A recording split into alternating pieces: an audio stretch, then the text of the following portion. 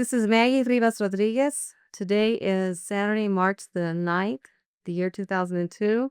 I'm interviewing Mr. Pete Gallego Jr. for the U.S. Latino and Latina World War II Oral History Project. We're sitting at Mr. and Mrs. Gallego's mother's house in El Paso. And thank you, Mr. Gallegos, for letting us interview you today. Pleasure. The sound that we're hearing is student Antonio Gilb is scanning photographs of Mr. and Mrs. Gilb in the background. Mr. Gallego, let me just tell you a little bit about the interview process, and then you can, just so you know what you're getting up into. If at any time we need to stop the tape, that's okay. If we need to stop to get a drink of water, or we need to stop to go to the bathroom, or the doorbell rings or something, that's perfectly fine. We're going to ask you questions about what your life was like before World War II, during World War II, and after World War II. If there's something you don't want to talk about, you don't have to talk about it. If there's something that you really want to talk about, then you can do that too. But you have a lot of control in this. It's more of a partnership. And I'm going to ask you questions, and then I'm going to, I'll let you talk about things that you want to talk about. But I want you to know that we consider you kind of a partner in this process. So it's not me asking you all the questions, but you have a lot to say in what goes into it. Okay. At the end of the interview, I'm going to ask you to sign a permission form. This is a release form that gives us the rights to use this videotape and the photographs for our project. We get phone calls from people a lot who want to use the photographs for things like magazine articles or newspaper articles, and at some point the archive's going to be open to people, so they'll be able to use parts of the interview however they would like to use it. Some for books, probably, and things like that.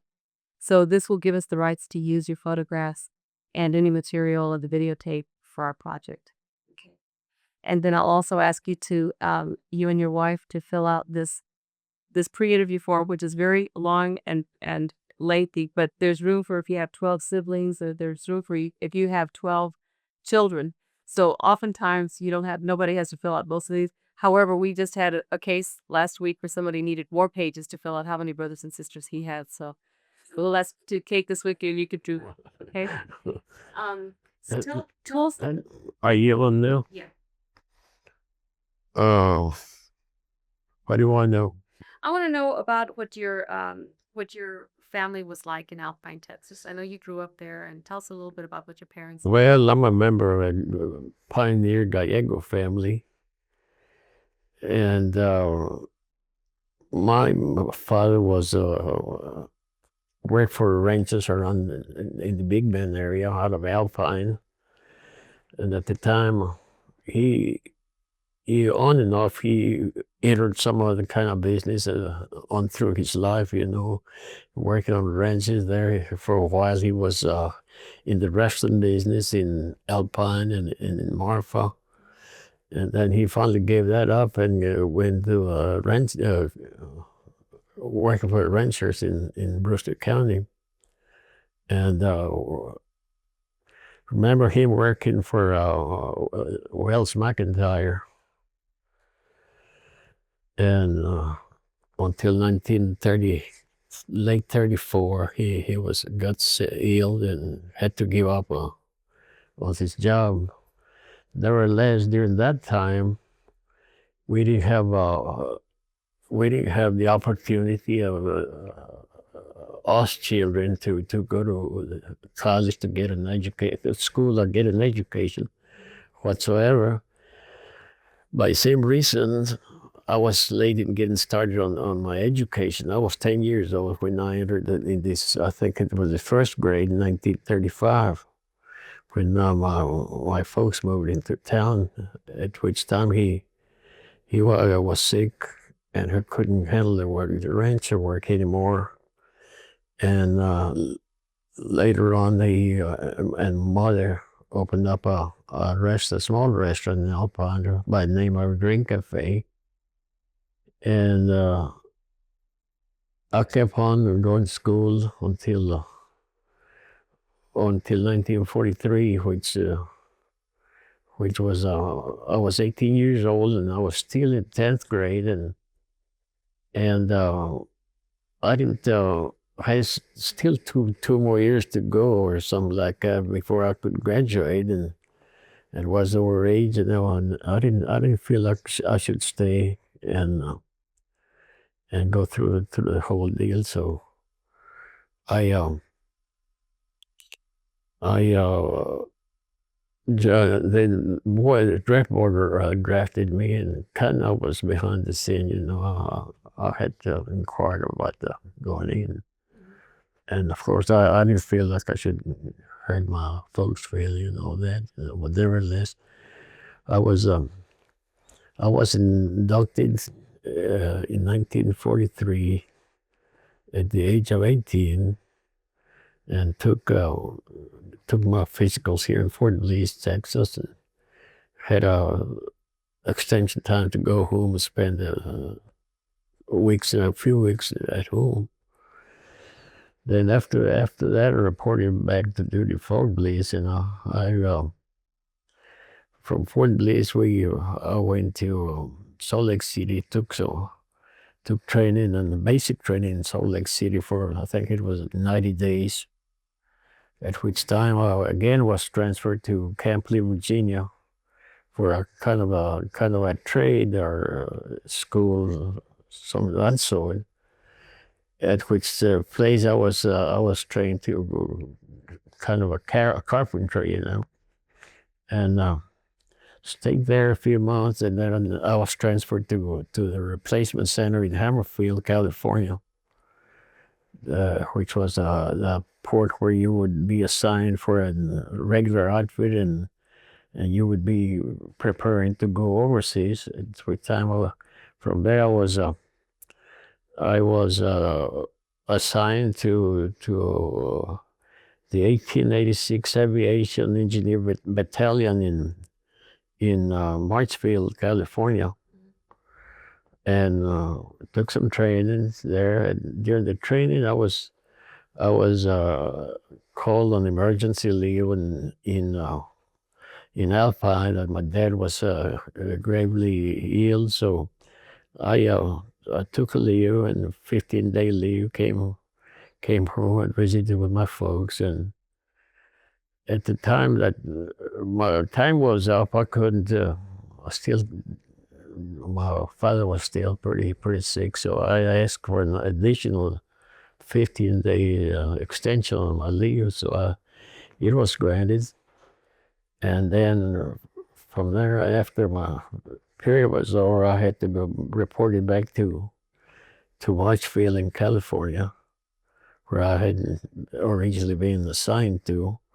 From after arriving in Marchfield, California, I was advised that my outfit was not there anymore. It had been transferred to Spokane, Washington, to Geiger Field, and then from I was given the fare and the meals ticket to go up there myself to Spokane, Washington, and I went up there and took my advanced training in Spokane, Washington, and then took us a few months from there. From there, we were to go overseas after the training, which was we were shipped to Fort Lauderdale, Seattle, Washington, which was our overseas shipping point. What's it called? Pardon? It was called in Washington. What was it called? Fort Lauderdale, Okay. California, and Seattle. So from there we went to Oahu, Hawaii, Hawaii Island. We spent just a few months there doing field work on the airports, airfields, and all that. And at that time, I was notified. My father passed away, and my family had a hard time trying to locate me. They had sent a notice through the Pacific, and Pacific told them that I had not gone through there. So they tried the New York port of embarkation. So that too didn't work. So came back again, and then the second time they tried a for embarkation in San Francisco. Well, they notified me, but it was already late. It was about 3 or 4 days late, after his death, and nobody knew where I was. Either way, I approached had a friend, a sergeant who was trying to help me. He took me to the CO office and tried to help me out and see if there was a possibility of me coming home to join my family.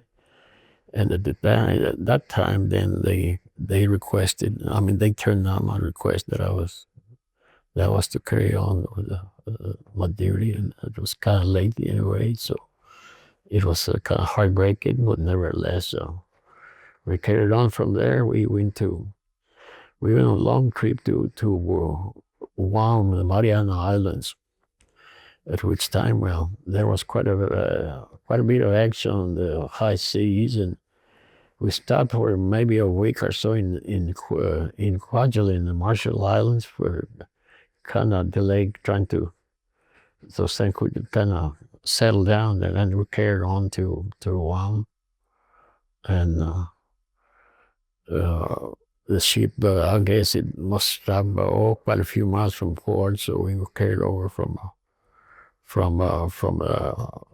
where the ship was onto this small ship and those boats, and then from there on we were assigned to work on an airfield for the B-29s.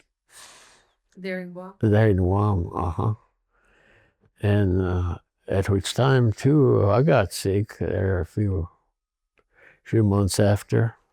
Wound up in the hospital, and What was wrong with you? I had a ruptured appendicitis, and I was in the middle of nowhere, so they couldn't. I didn't report for duty. They couldn't locate me, so finally I reported in and said, "Well, we're sick." So they sent me to the medical center there.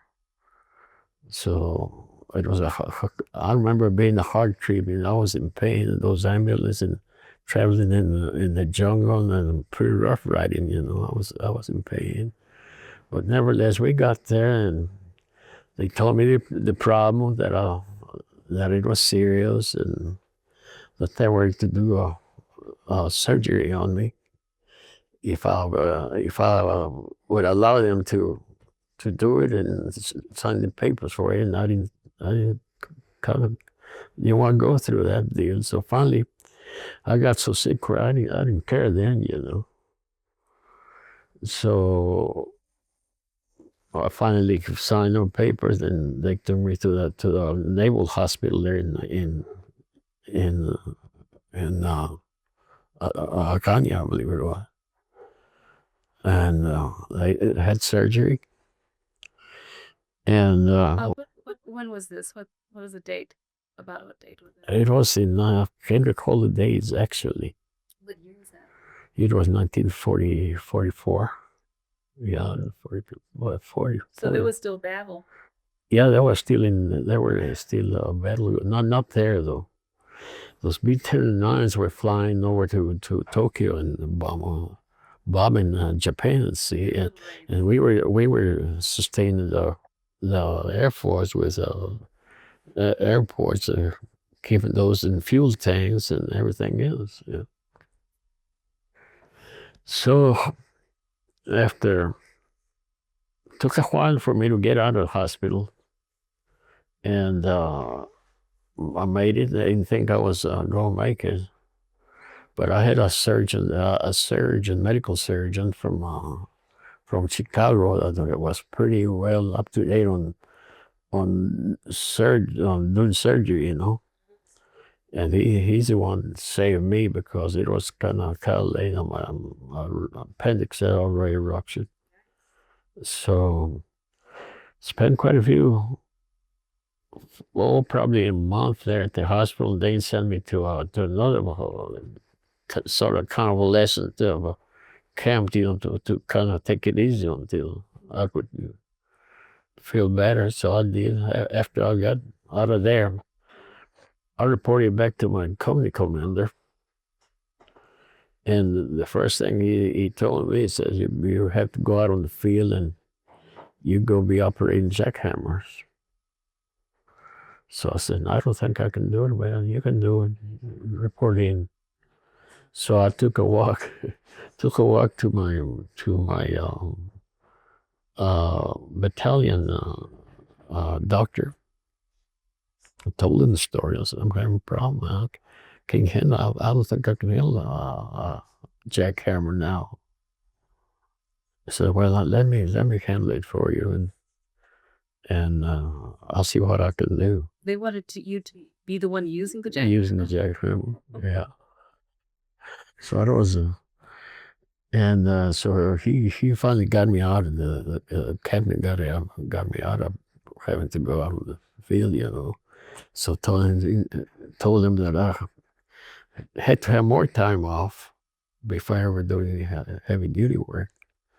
So I kind of made my captain mad, and I never could do any good with him at all. Didn't get any ratings or nothing. As far as I did, I went as far as up with the PFC, Pride First Class.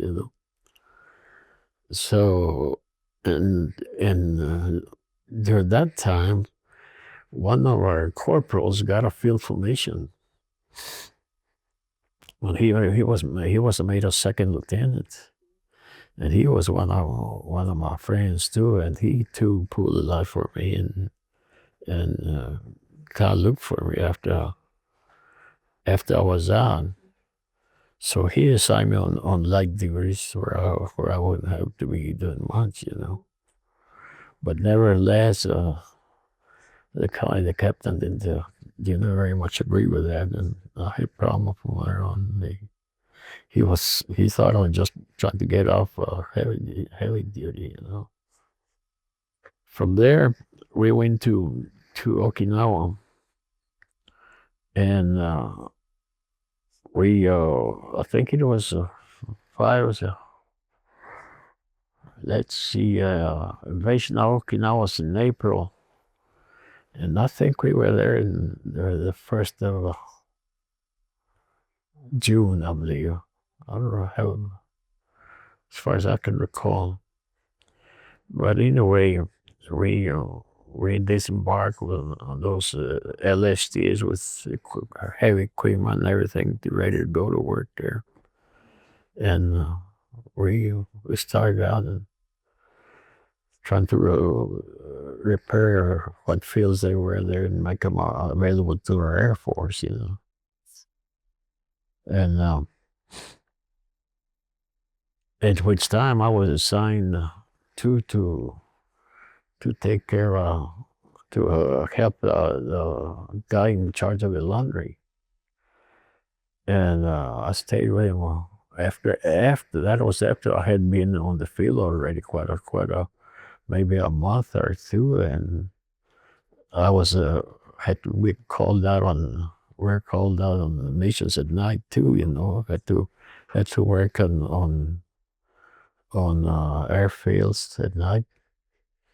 So I finally got out of that one, and he signed me on helping the guy who had the charge of the laundry there, and So what did you do for them in the laundry? What did you do? we had a crew of maybe 20 Okinawans helping on, and we sat on the director behind, sort the laundry, and have it ready for the soldiers. So that was about as far as I went. We were under fire one time while we were in a communication center in advanced part of Okinawa, and that was the only time that I was kind of under fire. Only one time, and it was clear where they were found. So it didn't last too long. Didn't last too long. They took care of. So you arrived in Okinawa when, and when did you? I don't remember dates. I don't remember dates. So when did you leave Okinawa? Shortly after the war. No, not very short. Not shortly. The war was after the bombing, and the atomic bomb went out. I think it was in, I don't know, probably, I don't know. I have any recollection. That's kind of far back. But anyway, uh, after that,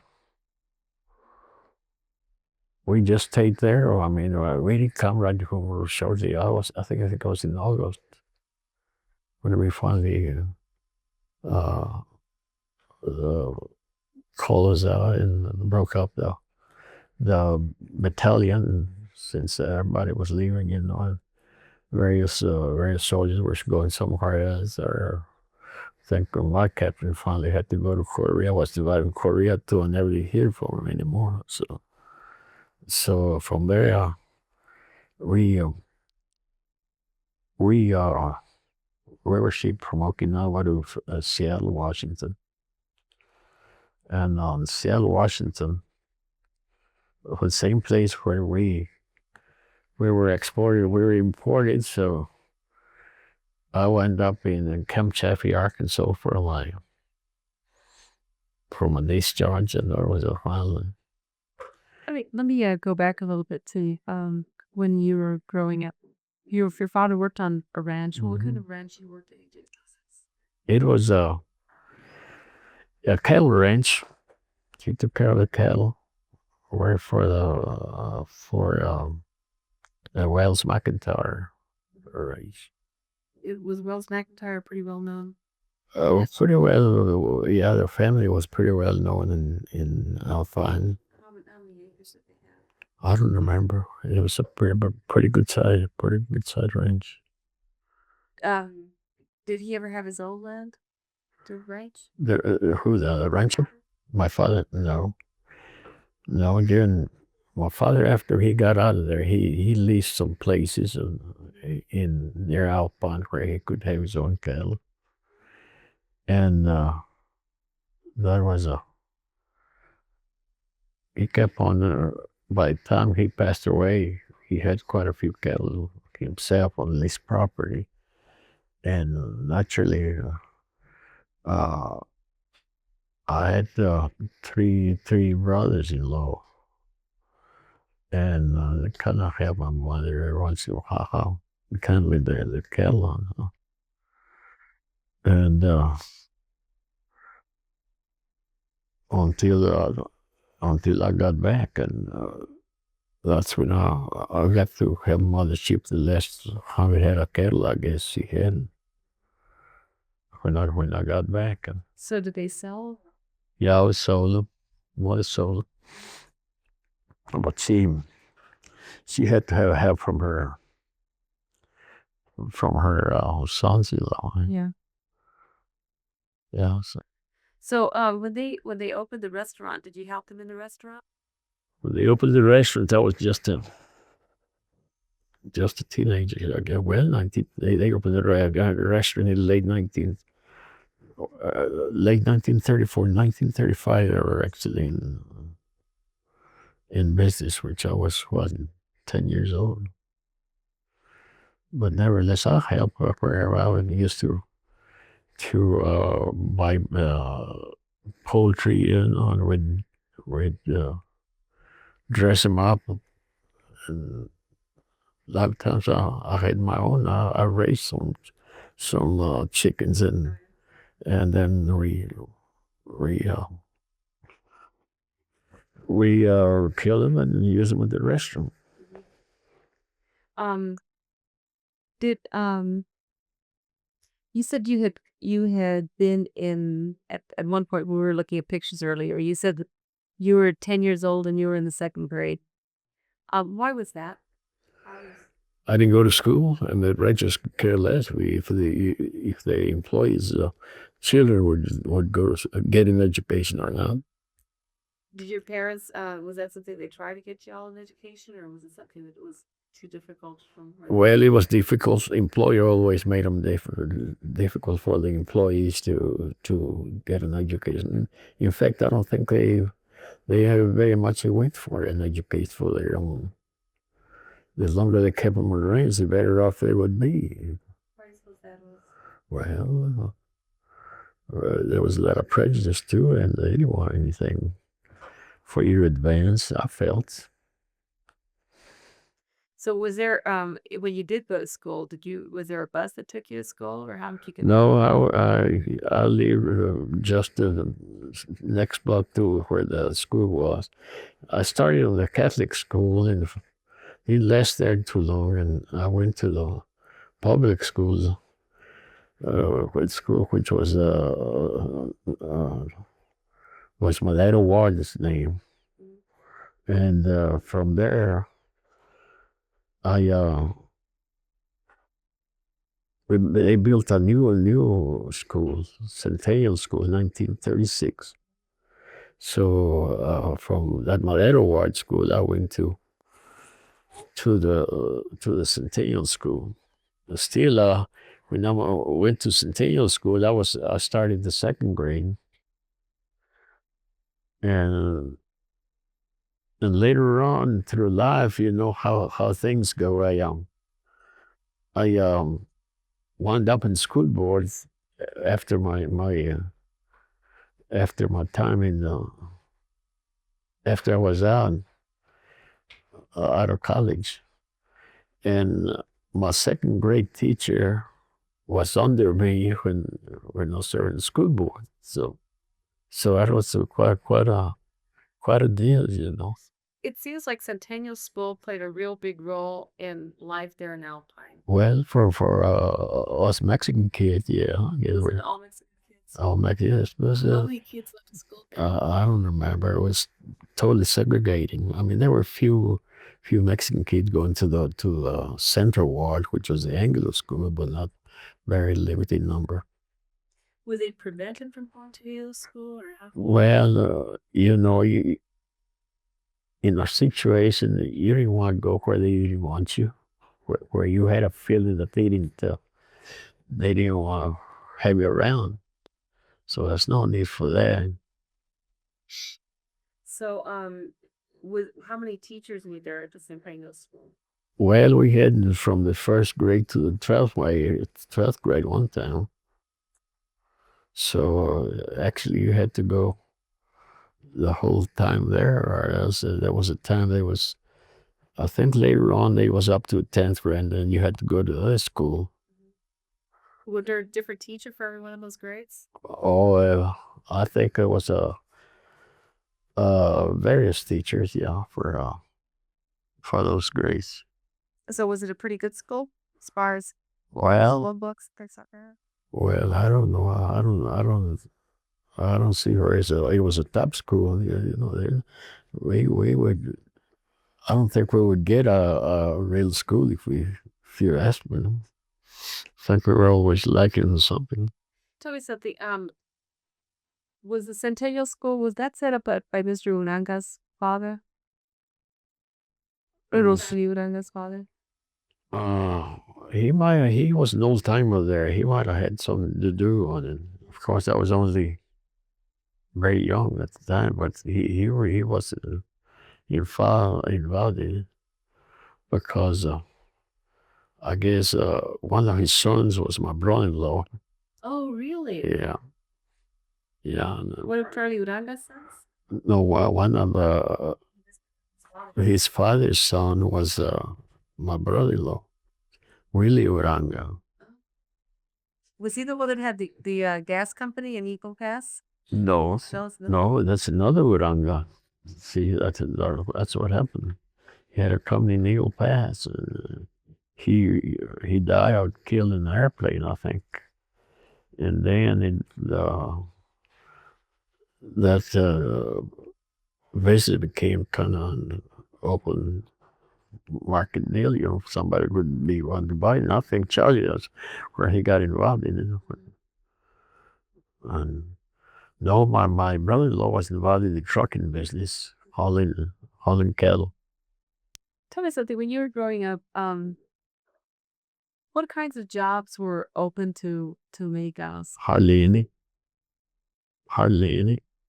Well, there was the ranching. Did you follow? Ranching was the principal job around for our people. Yeah. Was there were there any at your school? Were there teachers that were Mexican? No, not at all. Right on, right on until very late. There was one that was. There were two of them that started. Well, Charlie Goranga's wife was there. She was a teacher. Yeah, and she did a heck of a job too. But she was the only one, and then we had another one that started up there. Beatriz Gonzalez Vela from Laredo, and later on another one we had another lady from Marfa that was there, but a very very limited number of Spanish speaking people. And when you were in the army, um, in your unit, were there a lot of Mexicanos? No, there were a few, not a big bunch. And I seem to be, I seem to have had mostly people who had experience in handling heavy equipment and all that. And I didn't have any knowledge about that, but they're older people, and I think I was one of the youngest guys around there. How old were you at the time? I was when I was up there, I was 19. I went in and I was 18 in February, and I was in uniform in June. And 43. So after 1940, 44, yeah, that was when I was traveling around with the army. So did the Mexican American soldiers, did they seek each other out? Did they look for each other? Well, we had, I think so. Yeah, I had very few with me. I had I had a few Indians. Oh, really? Yeah, we had about maybe 4 Indians, And where were 3 they or from? 4. Oh, I think they were from Montana and Washington. Mhm. But I had people from one time. I had people from Del Rio. I had another one from Marfa. I took it in basic training, and but not in a big bunch. Did that when you met the Indians, did they think that you were Indian too, or did you think they were American? Yeah, they took me for Indian too. What did they say to Yeah, you? well, my experience was on the tavern Uh-huh. in Washington, in Spokane, Washington. The owner called me out, and the operator called me out. Just, so yeah, I know where you from. I says, why? He said, well, I just like to know. I said, well, I'm from Texas. Are you in India? I might have some Indian blood, but I'm Mexican. So it was quite an experience there. So he let me go through, but he never did bother me anymore. Of course, I was underage too for drinking at that time. So the Indians, would they not have let the Indians drink? Did you try and drink? I wonder why that is. I don't I heard know. other people say that. Well, I said, I think he just kind of wait kind of after that, when they got to drink, kind of lose their mind. Yeah, if they couldn't take it, see. But nevertheless, I had quite a few Indians. In fact, one of the guys at the time of separation from Okinawa, we they called our company commander, and he stressed that we had gone through the work and this and that and that. He said, there's only three fellows that did get a rank from me. He says he named me, named a Jew, and named an Indian. I says we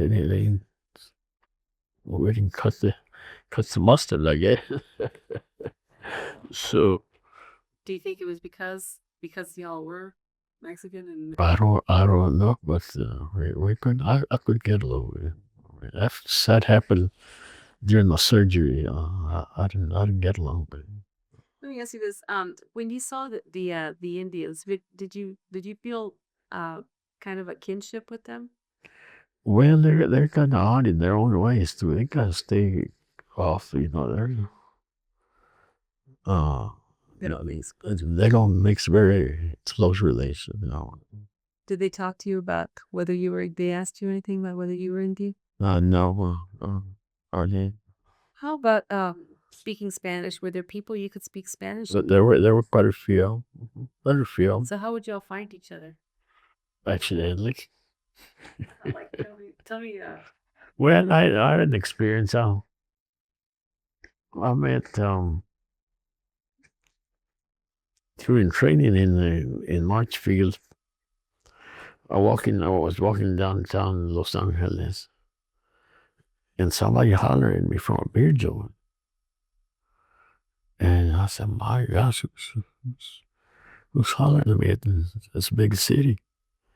And I turned around, hollered again. So I had a cousin that was in the military too, and he I was passing by and he invited me, and I joined him, and he had somebody else from Alpine there too.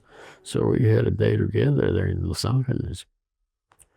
So and occasionally I met quite a few others, and going through in Honolulu, I'm better by 4 from Alpine, and yeah, there was like 4 or 5.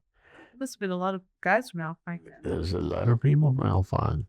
In Okinawa, in Guam, I met, I think 3 from Alpine. And one just happened to see me in the hospital when I was in the hospital there.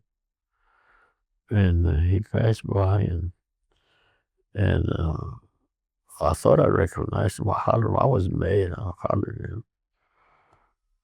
And he looked at me. He couldn't recognize me. I told him, oh, yeah, boy, you guys, you look like Lincoln. Like Lincoln? Yeah, I had to share. I said, But did you look for people that you could speak Spanish to? well, not really up there. We got after being together in situations like that, you get together with the people you're with. You have to pull together. So you made friends with a lot of. Yeah, well, I made friends with a lot of them right at the beginning too. I had one that wanted to go AWOL. I said, "Why don't you go with me and I would go to Mexico and avoid the military?" I said, and he was from McCamey. He was an Anglo from McCamey. And then Where were you at that time? I was in Salt Lake City, Kernsfield. And there I met quite a few others too from. What did you tell him when he said this? Well, we didn't stand a chance. Huh?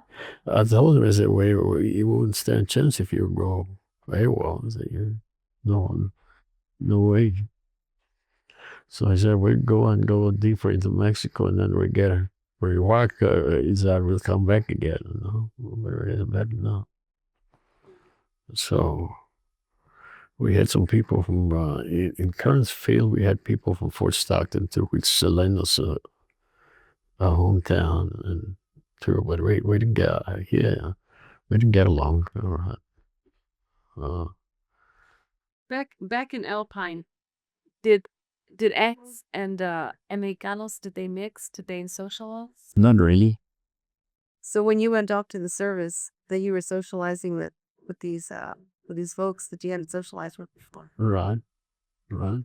Did that seem weird to you, or It seemed weird to begin with. Yeah, it seemed weird. I said, what's that? I'm all by myself around here and with all these people. But after a while, I got used to it and got around. So it's especially overseas, you kind of work together. You have to. when you got back? Were those same friendships? Were they still there? I still have some right now. I communicate with a couple of them at least, and I attended I think 2 or 3 unions that we've had with one in St. Louis, one in San Antonio, and one in Amarillo, Texas, where the battalion was having their So the friendships continued even at. well, yeah. Tell me, when you came back, what did you find back in Alpine? Whereas Alpine was there, and not much has changed. It's still the same thing, you know. It was, I didn't see any future. My mother was in business. I know she needed my help. I thought about going to school in Alpine University in New Mexico, and I guess I better not. I better tried here. At one time, I had intention of going to Gonzaga University in Spokane. I like that place somehow. Gonzaga Catholic University. And I just kind of thought of it now. After I got home, I said, well, I guess I best stay home. My mother needs help here, and I get to must be part of it, you know. So without a degree and all that, I probably have a hard time elsewhere. So I decided to go somewhere else, registered, and I had to take a test, and I made it. And that's why was my beginning in education. So you were able to use the GI Bill? Yeah, I was able to use the GI Bill and what did you study at SOMOS? for business administration. And then too, I graduated in 1949. There were only 4 of us graduated in that class, you know, Hispanics or Mexican America. It's only 4 in there, plus about 100 people. So. Were they all returning GIs? Yeah, mostly. Yeah, they were. And that was a setback because we didn't really have the education backgrounds. And after doing some traveling, I mean, during my time in the service, I couldn't think of anything else but going to school and trying to see what I could accomplish by going to school. And sure enough, it paid off. I mean, where I was, my career was actually trying to better our people. Since I didn't have the education in my time, I was trying to see more of our people getting involved in politics and do better than what we had accomplished in the past. You know. So when you came back, you had you dropped out of high school? I went to the Army from high school. Okay. So when you came back, did you have to go to GED or did they just? Yeah, it was kind of a GED. So I made it. I didn't have any problem. I had hard. That test that you were talking? I didn't have any. I had a hard time. I'll admit that. But I made it in 3 years, less than 3 years. I think it was 33 months. I made it. And that's where you met. I met Elena in 19 during my time in college, and then shortly thereafter we were married. And then then you were still working at the restaurant. I was at the restaurant, yes, and on through college too. But they carried on the land house right behind me on everything I had been through. But without her help, I don't think I could have accomplished anything because she was behind me. Though that's what it takes teamwork when they're in such a situation like that. Because after all that, uh, I could have done better somewhere else, But after I decided to stay, well, there's a problem here, and Was there any single thing that you saw that you wanted to stay for? Any single problem that you wanted to focus on now? Fine. well, I guess the single problem was my mother that was having by herself, and she is striving, and she was always waiting for me to take over the business. So that's what I did, and sure enough, she after I took over after I graduated, well, we took over the business. And lost her in 1968, So you took over. You finished college in what year? in 1949. So then you from 1949 till she passed away. You were working. Well, I was in rehab and working. Right. Um. So tell me about the how you got involved in the school issue. Yeah. Well, after graduation, like I said, that was a problem, and some people asked me to run for the school board, and I was willing to take a challenge on it, and I took it, and that's where my whole family was involved, and I was totally with me on it. So, and knowing that we were going to suffer later on through the years, which we did, uh, trying to get the system equalized for our students. What was it? So maybe I missed it, but what was it that you saw that specifically that you needed to get fixed? Did you feel like you needed to make just one school instead of the two separate schools? Well, yeah, that was the principal thing going, integration. And because we were fighting all the time, I mean, Alpine was pretty rough on our people. So was the area around there. In what way? They didn't like Mexican people. They had their own limitations. As far in Alpine, you couldn't even get a meal in certain places, or you couldn't go to a show, a theater, and sit with the rest of them. They had you segregate on the top of a balcony or something. And our town was divided by railroads, so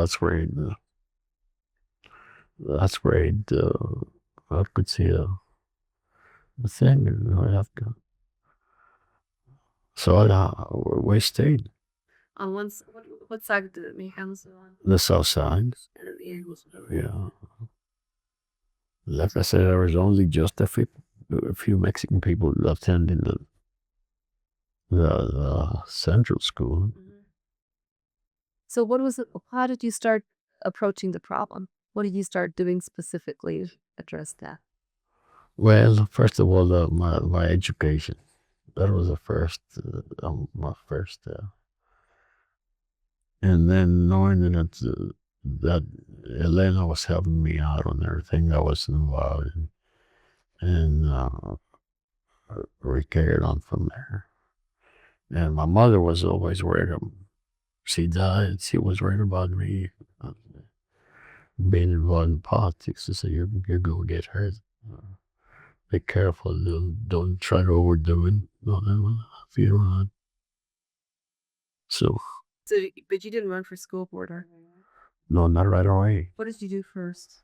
Was helping my mother out in the direction. And then did you get involved in school and stuff with your children? Well, we always been involved somewhere or another or with the children. Of course, our main, my principal thing was the fact that uh, we had to work and we had to prove that it could be done.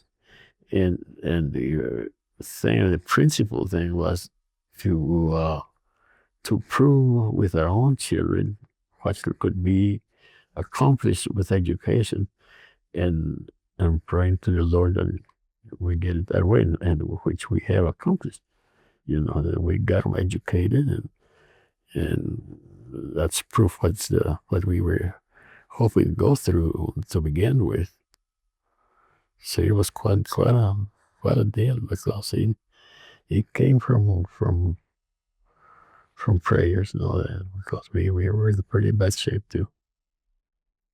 So how did you make your kids get educated? What did you on the college onto college, or are you talking about earlier too? No, they went on through college, almost all three of them. So But I mean, did you start proving that that it could be done? sure, sure, and of course, it wasn't easy. It wasn't easy to accomplish such accomplishment we have been through. Yeah. So tell me about running for school board.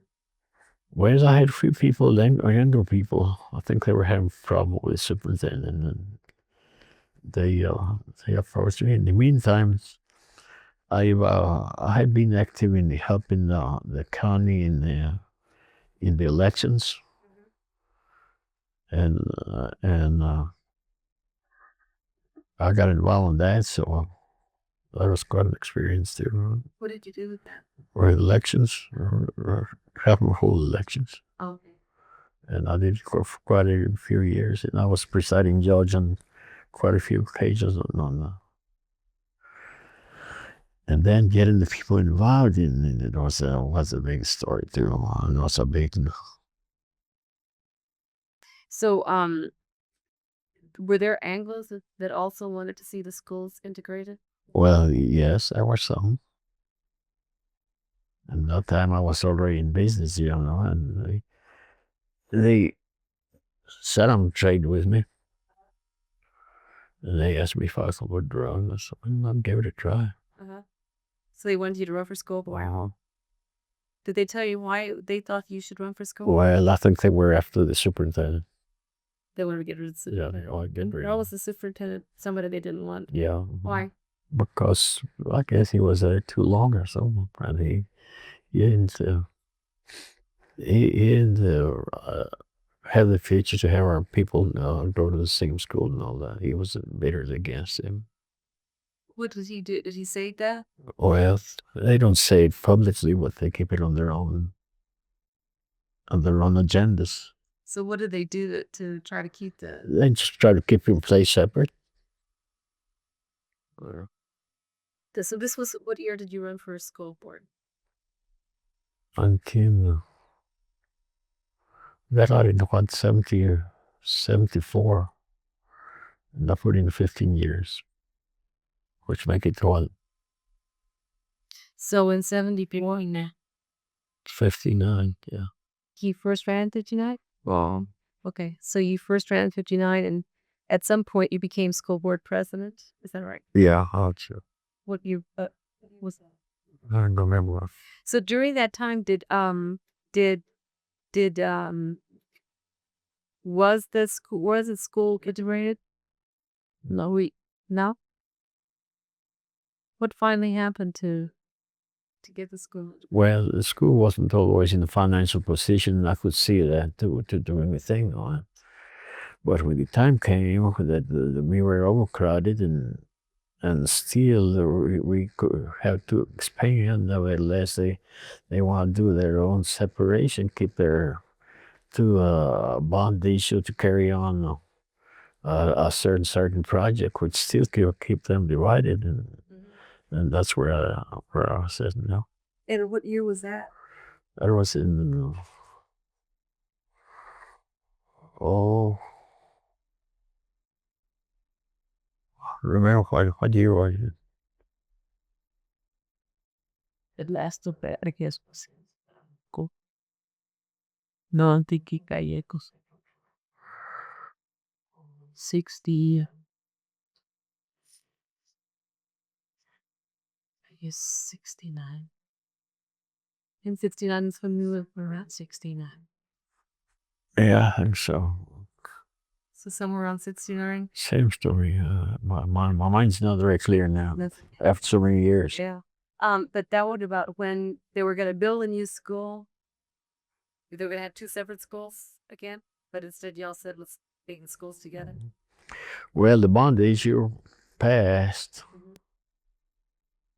and that was a problem. Says that's where we go come in and get people together and get the to make them aware of what's happening.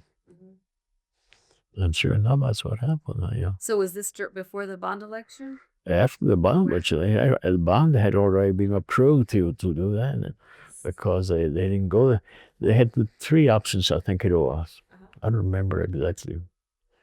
But one was to get them together, and the other was to have them separate. Zero made them separate, So they went through the ones to keep them separated.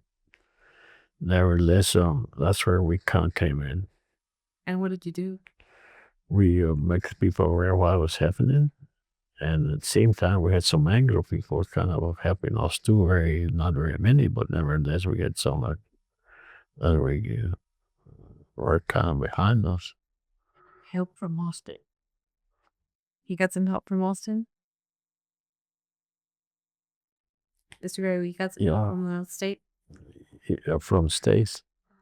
Well, yes, we contacted some of your representatives here, and there were the ones that kind of helped us too. We contacted Moniz, Moreno. He was still in.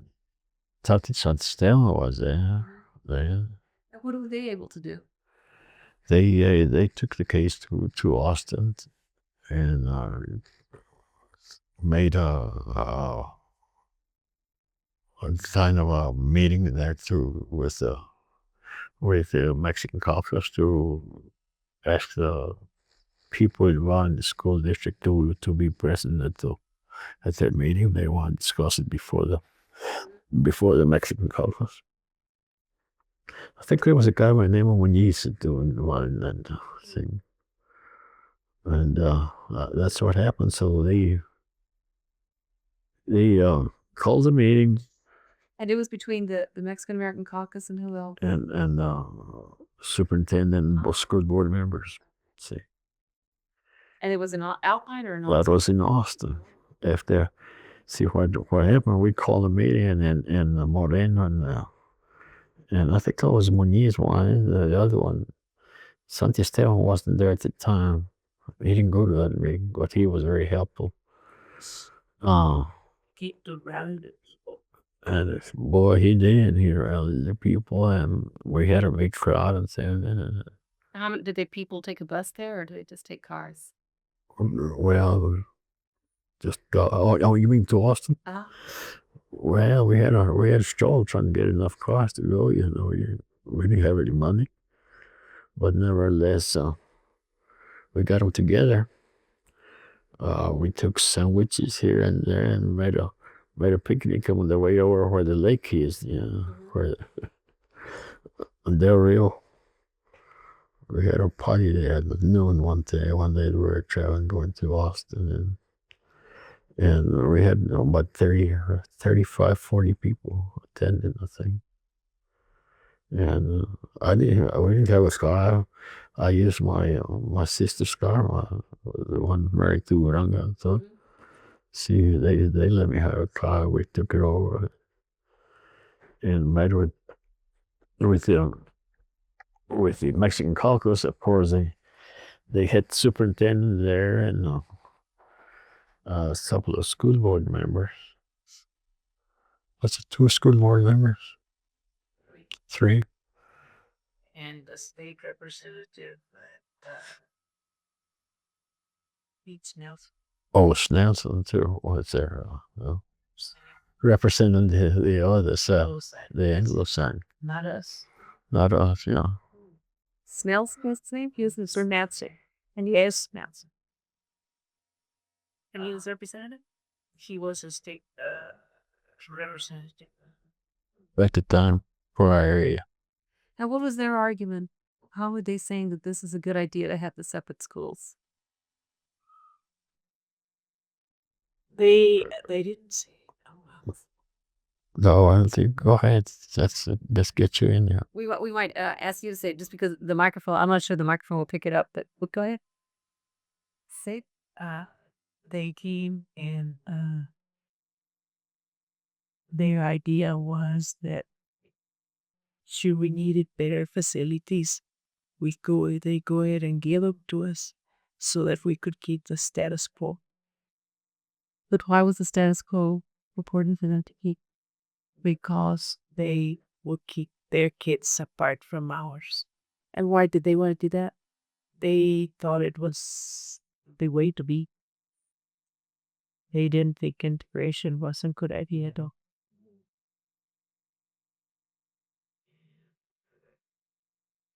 Where they use stronger words. And the caucus told them that it was state level now and that it would have to be done. They'd have to integrate. And they left Austin without making any kind of decision. But with the promise that they would be back to meet with the caucus again to let them know what they had decided. And he was a senator. Senator Snelson said that he represented the side that said that schools should remain the way they were, and that he was there to state that that was his position as well. And he didn't think any kind of integration was in order at that time. And so we kicked out, and we had already decided that it was going to be integrated anyway. And since the people had been roused and everything by the state representatives that came to speak to the people, when we called them together, they got together, and then we said, well, the only way that we can now integrate is they don't want to do it in any other ways to force it. You all just go ahead and register your kids on the other side and don't register anybody on the Mexican side. There were 2 schools, and question.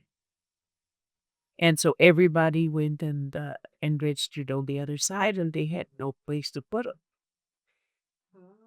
And so they had to divide the 5th grades from the 5th grade down, or the 6th grade down, in the 2 schools because there was no other way.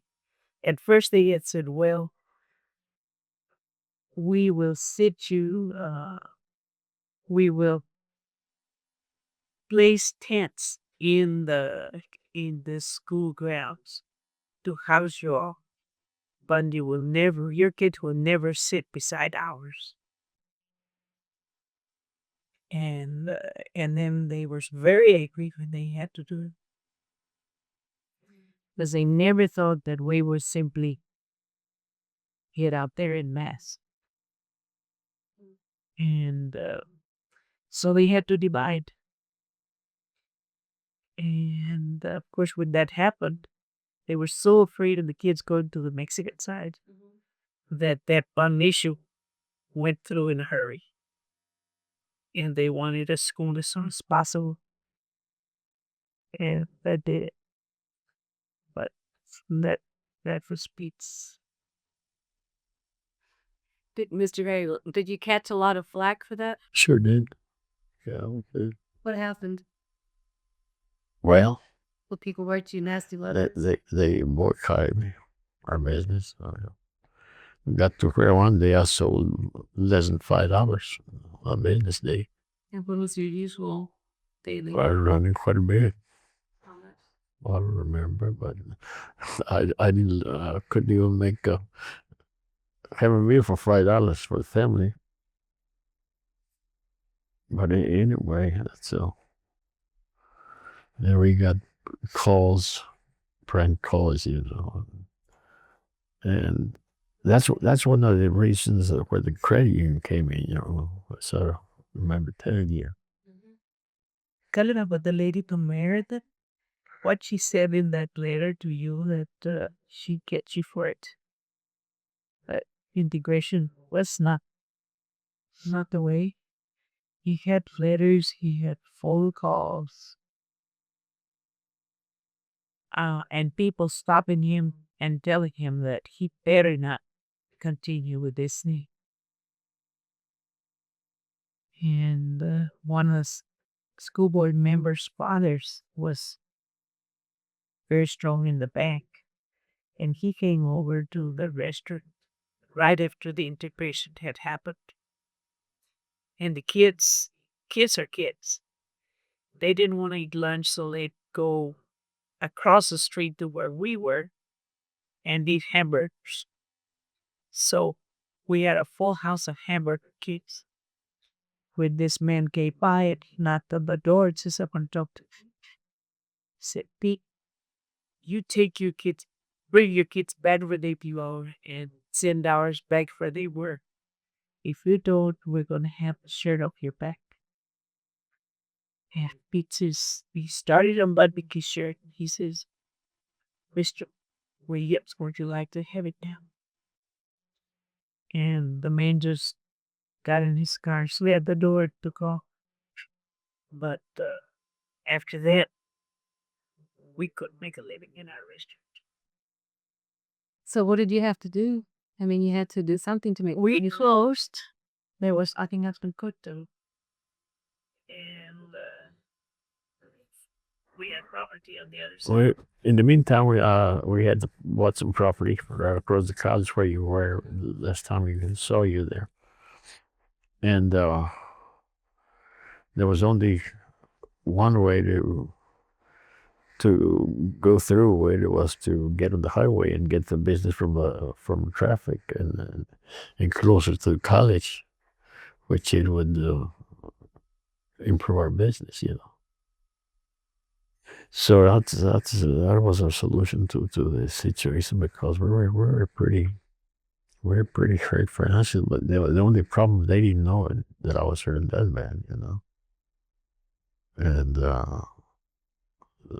we decided to have even when we opened up, the business was very slack, and so I decided to have a business, a buffet at lunch for the students and the college, and that's what got us out of trouble. Yeah. And what year did this all happen? The bond issue and all that? The bond issue Still in 69. 2006. was still in 69. Because everything was built by 70. So in 70, they built the one school, or the one high school for all the high school kids, And the elementary. so they built two schools, an elementary and high school. But it's by same token, they still had same way of thinking. Have keep them separate. We had to go check the classes and see if they were segregated at the class level, and some of them were. So some of them were no, there were no blacks there hardly. Well, why do you think they did that? Well, to prove that they were not in a great one. Well, actually, they didn't were accustomed to Mexican kids. I mean, some of one side of the kids, I had to watch on that.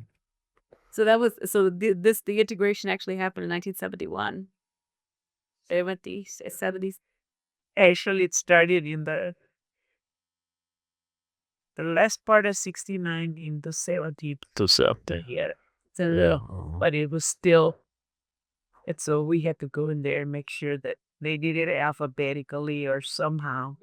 So wow, so the school board ended up having to get involved at that level. But they had to get around. Now, how many members were there on the school board? 7. 7, and how many were Mexican? Just me. Oh, you were the only one? So you must have gotten these other 6 people to join forces with you. Well, off and on, so got some, not all the time. But they did on this issue. Or they have to. They didn't do it on their age. I mean, it was forced. I mean, they had to do it. See? How did that did were people like upset for a very long time? Alpine, did that like stir things? Well, there's some forever. Still old timers that kind of came to see the way. Now you were telling me about the credit union. I forgot about the credit union. Well, it was organized for helping our people, and sure it did. But when the time came, it was strictly for the church. See, for members of the church. So the time came where they said, "Well, you don't have enough people to justify the credit to be operated," and they sent in some auditors to prove to the board they we couldn't keep on doing it. So I forget about. And so what happened? But it was a credit union that y'all organized through the church. Yeah.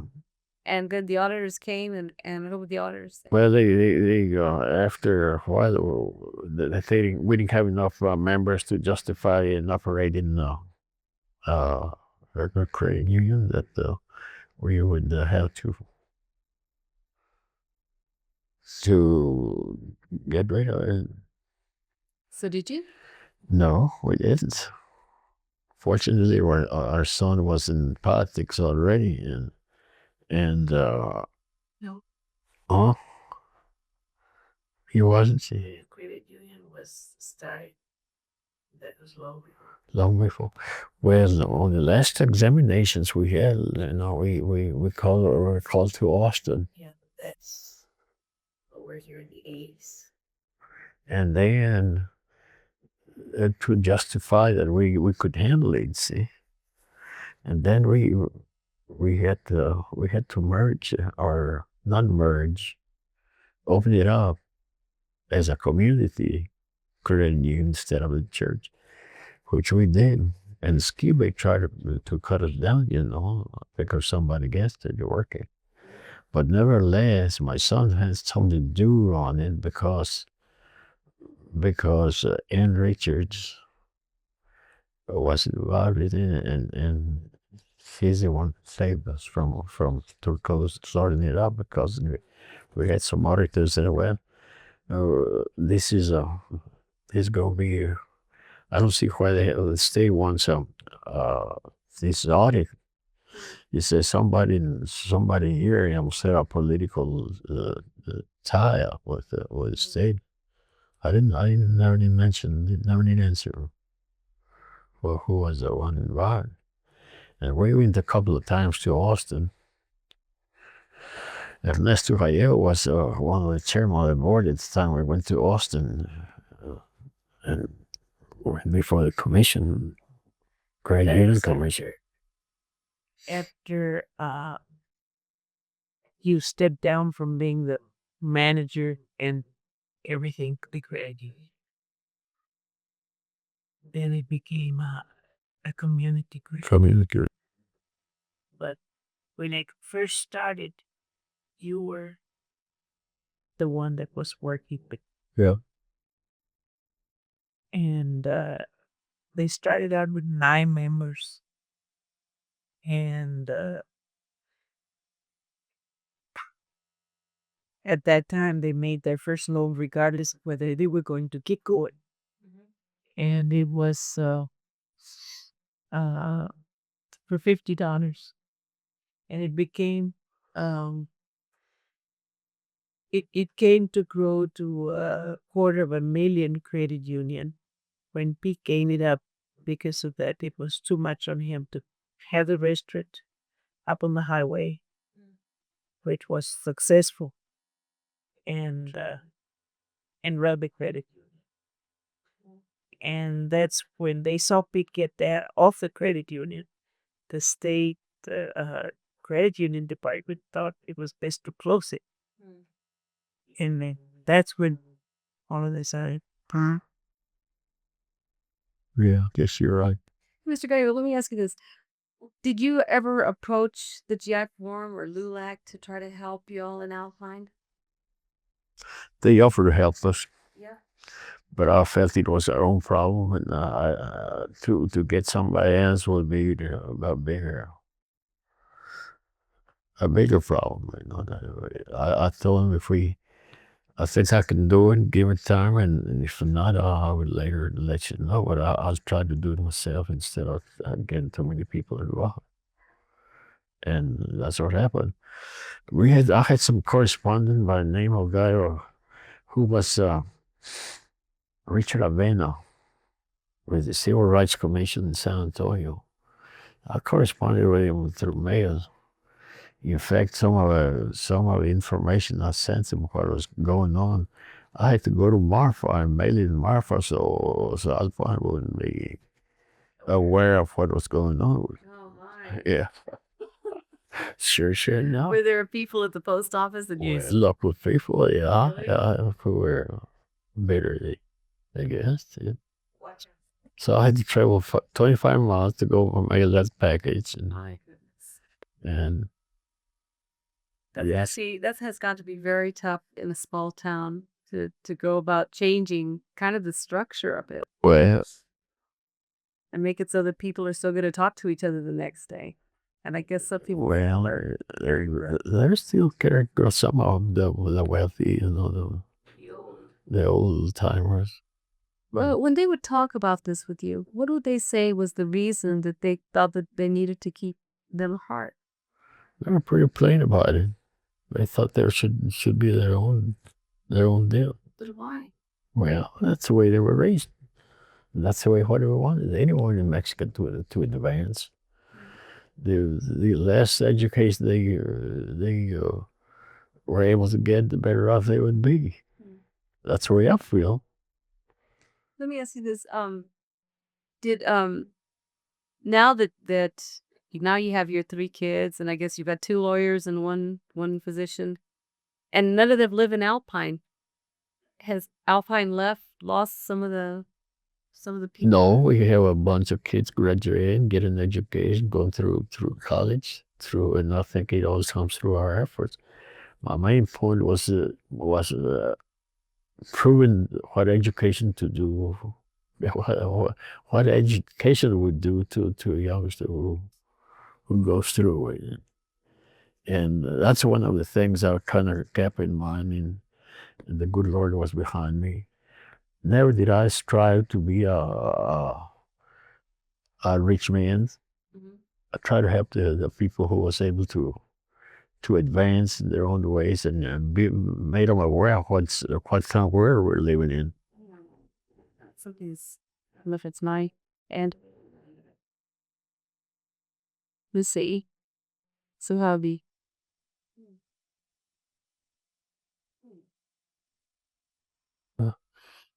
I'm glad. There are things I don't remember very clearly anymore, Maggie. So many years behind. Okay. Mr. Gallego, you were saying about what you hope to get out of the integration of the schools, and you were saying that you didn't put your energy in making a lot of money, but there was something else that was kind of kept you going. What was that? So, okay.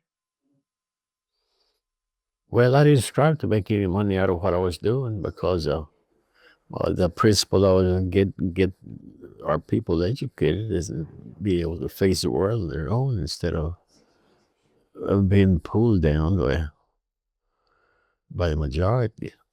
Now, did the Mexican community, were they on board too? Did it take a long time to get them to sign on? Well, the school board has two now, maybe three members now. But I was the only one for 15 years. Well, no, well, I had one. I had another one. Johnny Sotelo was in there too, latter part of it.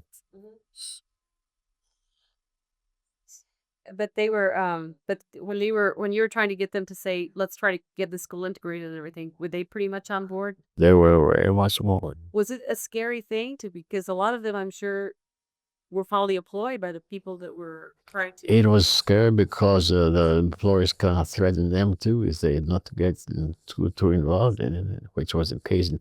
Well, that happened in every case that the Mexican people were involved in years past.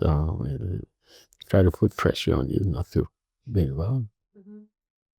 So did some people lose their jobs?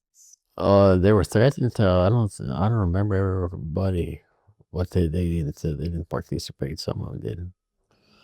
I had a friend that was all the way for it. The name of Francisco Valenzuela. He said, "I'll help you regardless if I lose a job." I said, "I'm behind you," and he did all the way through. But I had him. He was going to run for school board, and he passed away just before school election. He was with me all the way, and he was ready to help. Tell me something. I know that later on, after I don't know at what point, but y'all started a scholarship fund to help Latino kids through college, right? Yeah, we started out from within our own family, to give them some kind of a start at least for the kids get started on it. Scholarship fund. So how much would y'all give out every year? Well, I think we're getting in. I don't remember if that was $500-700, something like that. I don't remember actually. Y'all still do? Yeah. Yeah. Do you feel like there's the Hispanics have made it now in Alpine in Texas, the United States? Or do you feel like there's still some room for these? Well, they're going up right now. I mean, there's proof of that. I mean, we see them more involved in all the way around here in Texas. So if we have some people, our main problem right now, we have a lot of people that's all coming from Mexico, and people need some help to get them educated, and especially their kids, and make them aware of what kind of government we live in. Do you what if you were to give advice to young people starting out right now, Mexican American kids, what advice would you give them? To stay right on through it without skipping anything. I mean, go right at it. You go get an education. In fact, quite a few of my employees are doing great now, and one of them was visiting us this weekend, and she says, if it wasn't for you, I hadn't finished college. And she's in the lieutenant with the sheriff department in Midland. And she said, "I told you I was going to quit, and you told me that you would help you out and finance her going to school at that time." And finally I agreed to go through, and I did, and I'm very happy. Now my kids are being educated now. She's got 3 of them, and 2 of them are already teenagers, So she said, "I'm very well pleased with what you have done for me." And she came down from a very poor family. Another one, he retired from teaching. No, not from teaching. He was in the state, what do you call that? The state for the, I don't remember what but anyway, he served on that on that capacity, and he retired now, and he too creates me with helping me now. And he was an orphan, and his kids are teachers too. Got about 6 of them. I think only one didn't make it. Mr. Garber, what I asked you a while ago is about your own children that they've been educated, but now your two daughters live in El Paso, right? And your son, I guess he still has his residence in Alpine, but Right. he lives Right. in Austin. Do you wish that there were more young Latinos that would stay there in Alpine? And Well, if we don't have enough to offer in our little locality, I guess we would like to have them. There's no question about that, but the place is not big enough to hold. let me ask you this one last question. How did the World War II change your life, or did it? Totally. Because I went out and saw what was happening here in our place where we live, or compared to what I've been through and where I was, and people were, well, with exception of California. I didn't get involved in California. I didn't go out very much because of it. Seems like California was overcrowded with troops and all that, and so I didn't care much too. But I had a good time in Salt Lake City. I had some friends, and I had some Anglo friends and Anglo girlfriends that went out. And same in Virginia, and Spokane, Washington, same thing. So that was totally different to where I came from. I used to go out with a college kid once in a while, but I had to kind of hide myself from going here in Alpine. Used to do what? Had a girl every once in a while I'd go out with her, but we were both afraid, and she didn't want her parents to be aware, and I didn't want them to be. So it's totally different. So that was the main thing. But education was, let's find out that's a main point that you got to struggle with and get them through and make them aware of what's in the world for them. And we have a lot of people that done good in from Alpine all over now, and which makes me happy. That's what it counts. Although I'm not rich, but nevertheless I intended to be rich. But nevertheless I have a comfort to go, which makes me happy to see people going through education. Yeah, and my kids are carrying through with it too, so they're helping people out, and they might never be rich, but they're helping people to find their goals. Yeah. Okay, Mr. Gary, well, thank you so much for being so patient with us today, and thank you so much for taking part in the project. Certainly been a pleasure to have you back on again, Maggie. Mm-hmm.